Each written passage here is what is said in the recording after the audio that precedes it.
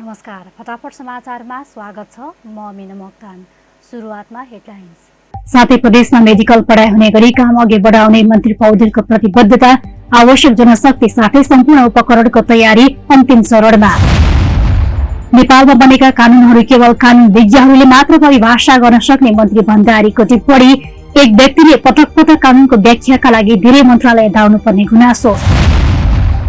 साताको अन्तिम कारोबार दिन नेप्से परिसूचक सामान्य अङ्कले गिरावट, 2 कम्पनीको शेयरमा सकारात्मक सर्किट लागेसँगै 8 अर्ब 54 करोडको कारोबार।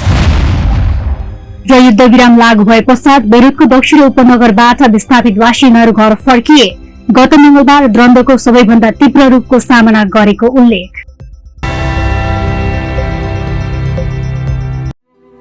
एउटा उज्यालो मुस्कान, एउटा विश्वास, एउटा भरोसा हो। तपाईको यही भावनालाई अझै दरिलो र विश्वासिलो बनाउँछौँ हामी। विश्वस्तरीय अत्याधुनिक उपकरण तथा चिकित्सा क्षेत्रमा वर्षौंदेखि अनुभव सँगालेका कुशल एवं दक्ष चिकित्सकहरूको उत्कृष्ट समायोजन साथ Nobel medical college teaching hospital अब बनेको छ नेपालकै उत्कृष्ट अस्पताल।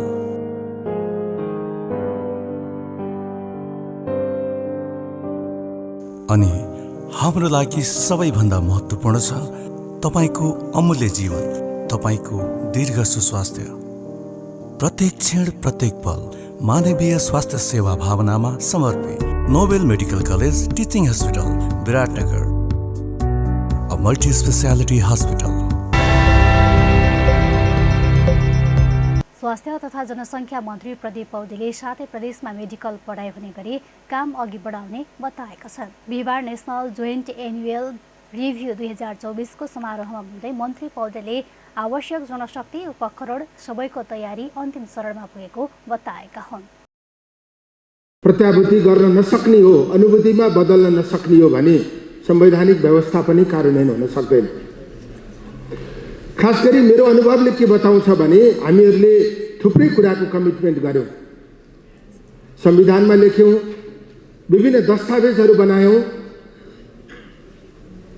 पोलिटिकल्ली त्यसलाई कमिटमेन्ट गर्यौं, तर त्यसलाई कार्यान्वयन स्रोतका कारणले गर्न सकेन।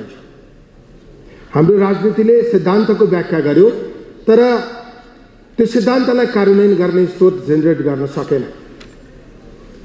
त्यो चाहिँ एउटा महत्त्वपूर्ण कमजोरी हो भन्ने मलाई लाग्छ।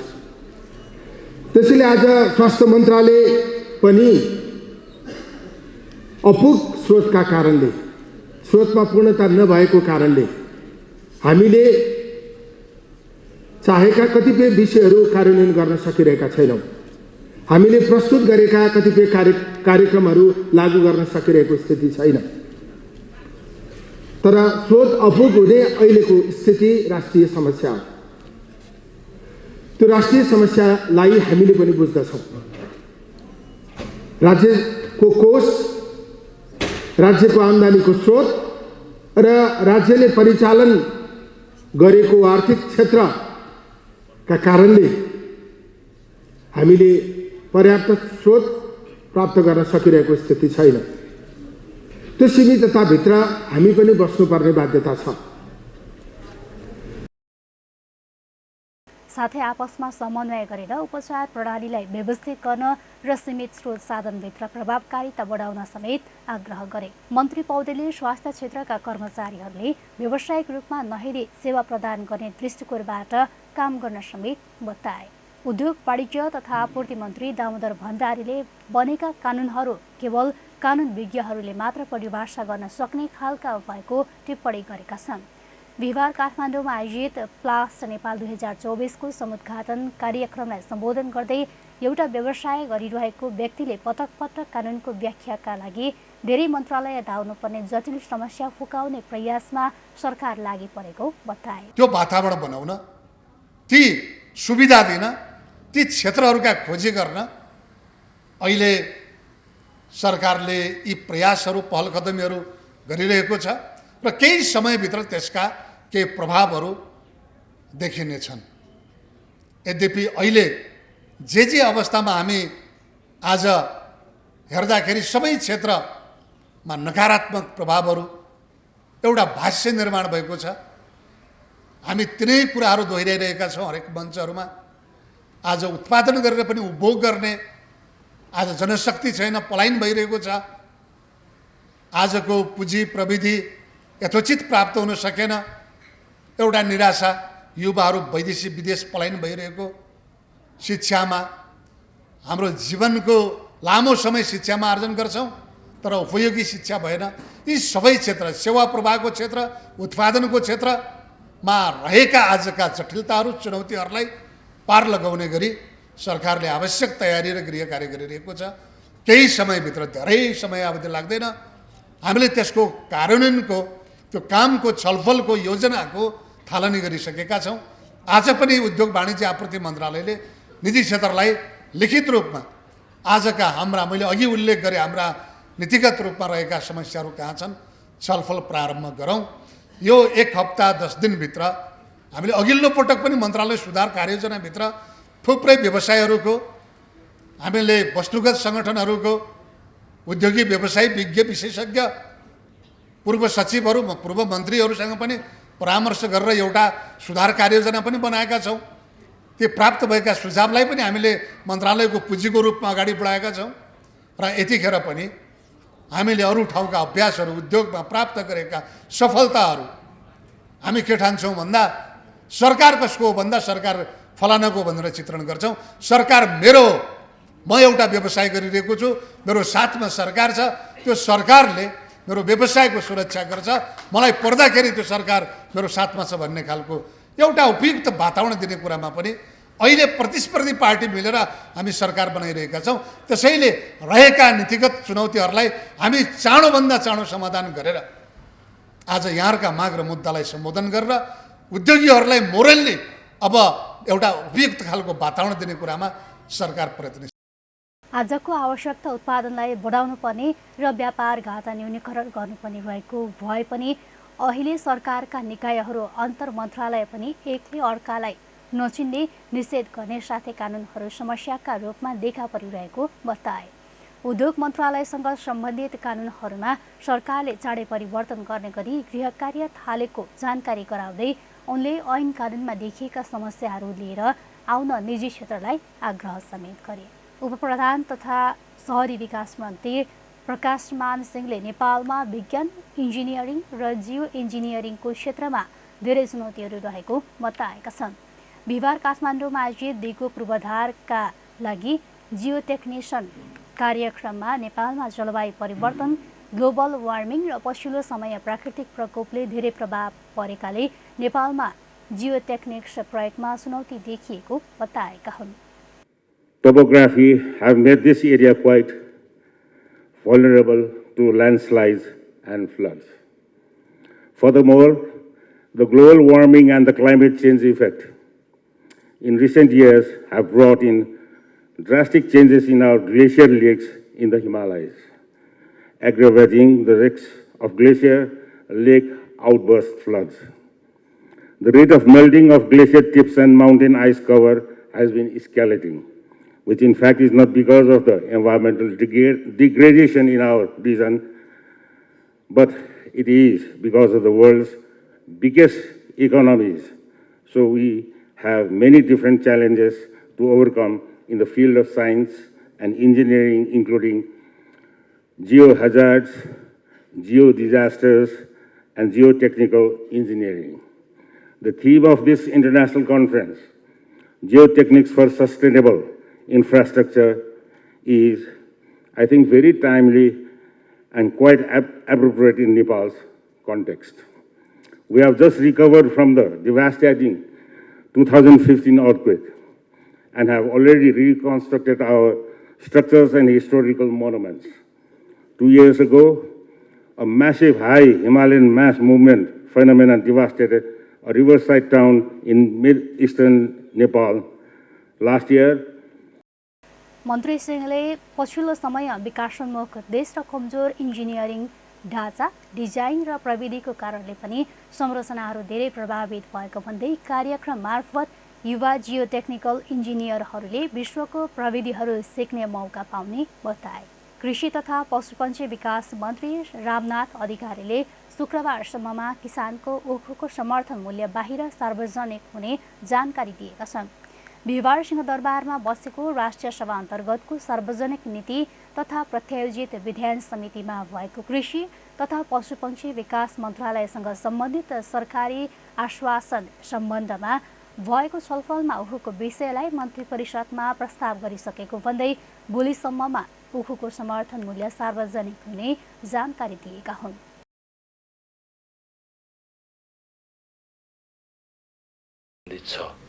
र अहिले मैले तत्कालै 2-3टा कुराको चाहिँ मैले नितान्त जवाफ दिनुपर्ने जरुरी छ। उखुको सन्दर्भ छ, आज हामीले क्याबिनेटमा प्रस्ताव गरेका छौँ।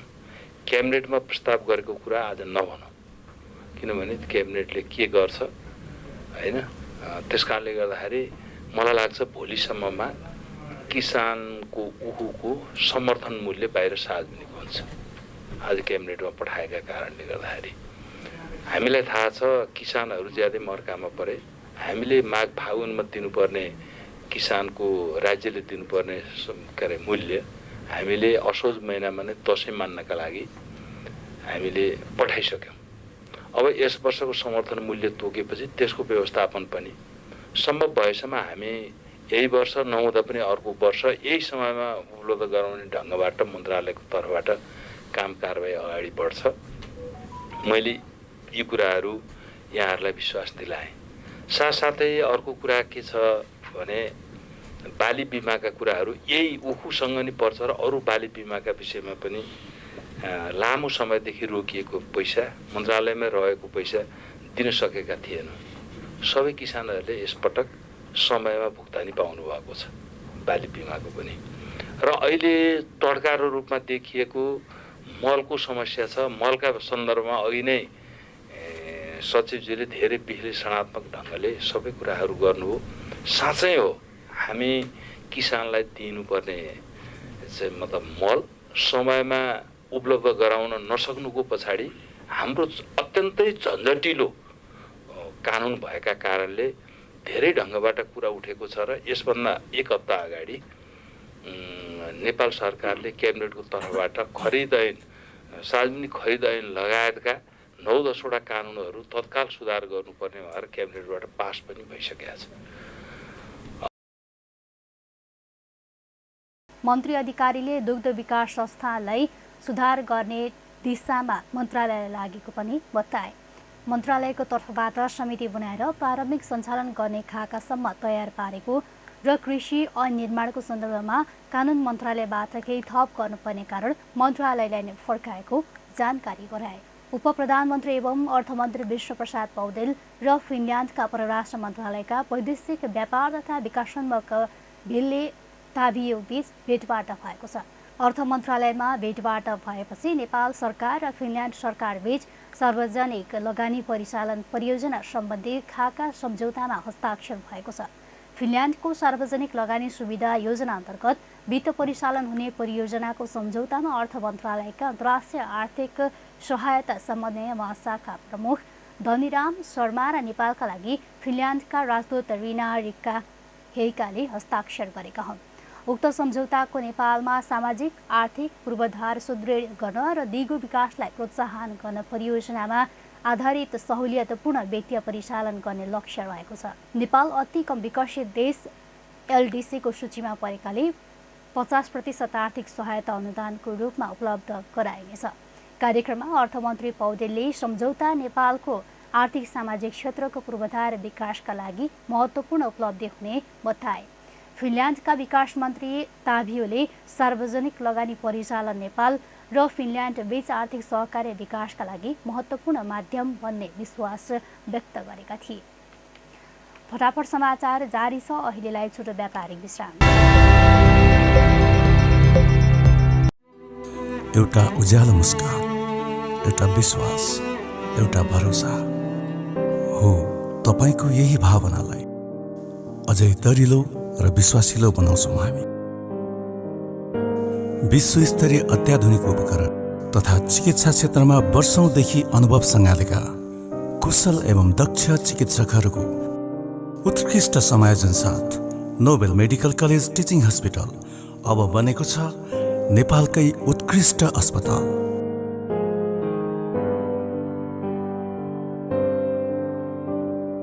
अनि हाम्रो लागि सबैभन्दा महत्त्वपूर्ण छ तपाईको अमूल्य जीवन, तपाईको दीर्घ सुस्वास्थ्य। प्रत्येक क्षण प्रत्येक पल मानवीय स्वास्थ्य सेवा भावनामा समर्पित Nobel medical college teaching hospital Biratnagar, a multi speciality hospital. कुनै राम्रो हार देखाउनुस् न।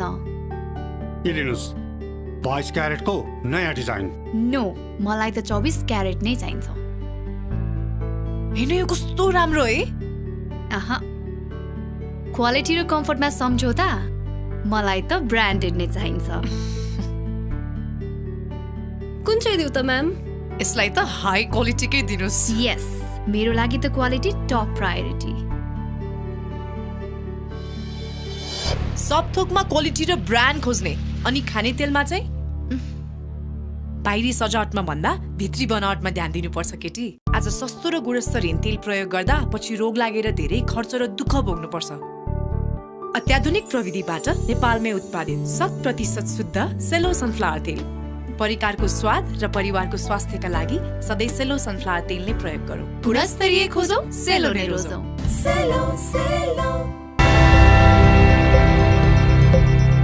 विश्रामपछि पुनः स्वागत छ। अब बाँकी समाचार।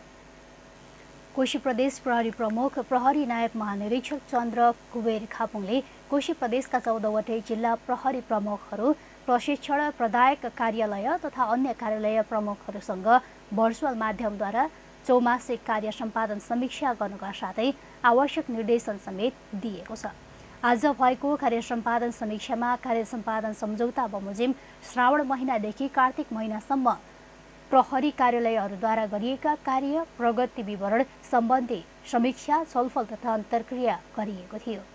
कार्य सम्पादन समीक्षा तथा प्रगति विवरण अन्तर्गत दर्ता भएका मुद्दाको फरचोट, प्रमाणमुखी अनुसन्धान, फरार प्रतिवादी पक्राउ, लागु औषध ओसार पसार तथा प्रयोगलाई नियन्त्रण, साइबर अपराध, आर्थिक अपराध नियन्त्रण, हराएका मानिसहरूको खोज तलास, पैसा नभएका लासको पहिचान, अपराध पीडितलाई कारबाहीको प्रगति विवरण सुसूचित र सवारी दुर्घटना न्यूनीकरण विशेष पहल, प्रहरीलाई नियमित अभ्यास तथा प्रशिक्षण, संवेदनशील इलाकाहरूमा थप सीसी क्यामेरा जडान तथा स्तर वृद्धि, साथै समुदाय साझेदारी कार्यक्रम अन्तर्गत विभिन्न सचेतना कार्यक्रम सञ्चालन लगायतका विषयहरूमा जिल्ला प्रहरी कार्यालय मातहत इकाइहरूबाट गरिएका कार्यहरूको समीक्षा गरिएको थियो। कार्य सम्पादन सम्झौतामा उल्लेख भएका मुद्दाहरू अनिवार्य कार्यान्वयन गर्नुपर्ने, सम्पूर्ण प्रहरी कर्मचारीले सङ्गठनको श्रीवृद्धिको लागि विभागीय आदेश निर्देशनको पूर्ण रूपमा पालना गरी कार्यान्वयन गर्नुपर्ने, आम नागरिकहरूमा सचेतना अभिवृद्धिको लागि स्थानीय जनप्रतिनिधि, नागरिक समाजहरूसँग समन्वय गरी प्रभावकारी रूपमा कार्यान्वयन सञ्चालन गर्नुपर्ने, जिल्लामा परिचालन हुने ग्रामीण तथा लामो गस्तीहरूको प्रभावकारितामा विशेष ध्यान दिने, प्रहरीले अनिवार्य रूपमा आम नागरिकको हरेक समस्याहरूमा अग्रणी भूमिका निर्वाह गरी नागरिक सेवामा खटी समाजमा शान्ति सुरक्षा स्थापित गर्न निर्देशन दिएको थियो। अब आर्थिक समाचार। साताको अन्तिम कारोबार दिन नेप्से परिसूचक सामान्य अङ्कले घटेको छ। आज 8.30 अङ्कले नेप्से परिसूचक घटेर 2748.05 अङ्कमा बजार बन्द भएको हो। सेन्सिटिभ इन्डेक्स 3.38, फ्लट इन्डेक्स 1.39 र सेन्सिटिभ फ्लट इन्डेक्स 1.04 अङ्कले घटेको छ। 13 उपसमूहमध्ये बैंक, जीवन बिमा र वित्त बाहेक सबै उपसमूहको सेयर घटेको छ। कारोबारमा आएका 244 मध्ये 50 कम्पनीका लगानीकर्ताले कमाउँदा 50 कम्पनीको सेयर ओह्रालो लागेको छ। विशाल बजार कम्पनी र बेन लघुवित्तको सेयरमा सर्किट लाग्दा मानुषी लघुवित्तको सेयरमा नकारात्मक सर्किट लागेको छ। आज नेप्से परिसूचकसँगै कारोबार रकम पनि घटेको छ।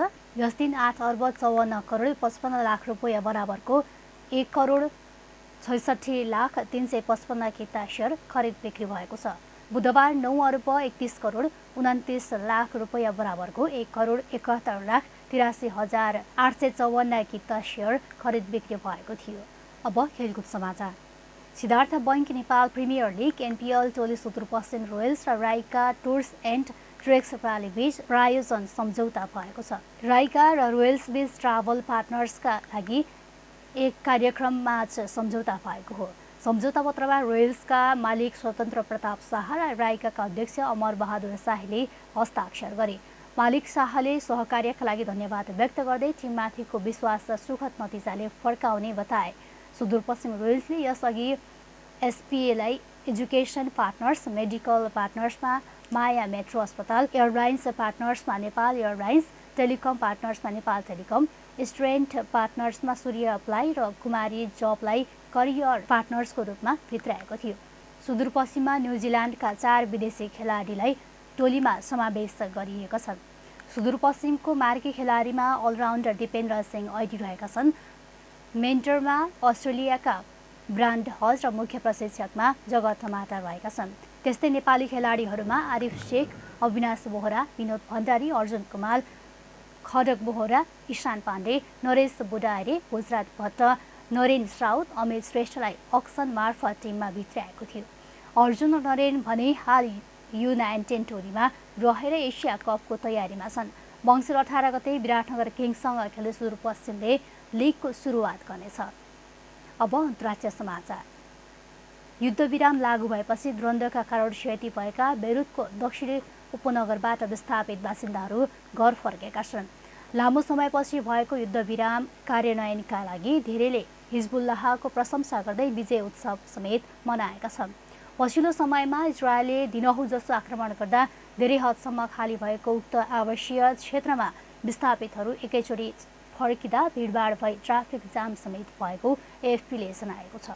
विस्थापितहरू आफ्नो क्षतिग्रस्त घर र व्यवसाय देखेर आँसु बगाउँदै उत्खननकर्ताहरूको सहयोगमा भग्नावशेष हटाउनका लागि पर्खिरहेका थिए। स्थानीय इन्जिनियर निजाम हमादेले आफ्नो घरतर्फ फर्कँदै हमलामा मृत्यु भएका हिजबुल्लाहका नेता सैयद हसन नसरल्लाहको उपनगरमा फर्किँदा उनीहरू धन्यवाद दिँदै फर्किएको एएफपीले जनाएको छ।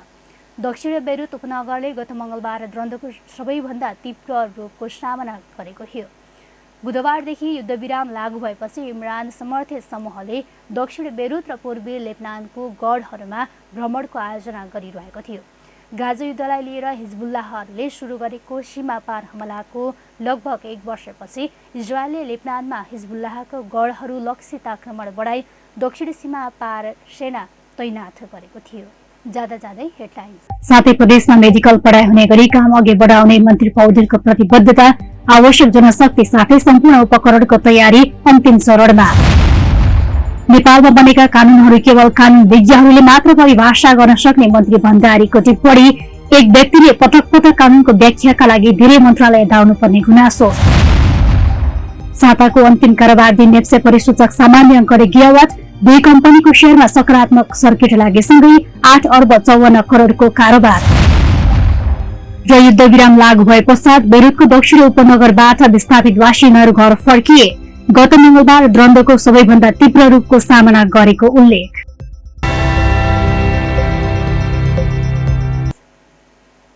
हस्त फटाफट समाचार आजलाई सकियो। बिदा चाहन्छु। नमस्कार।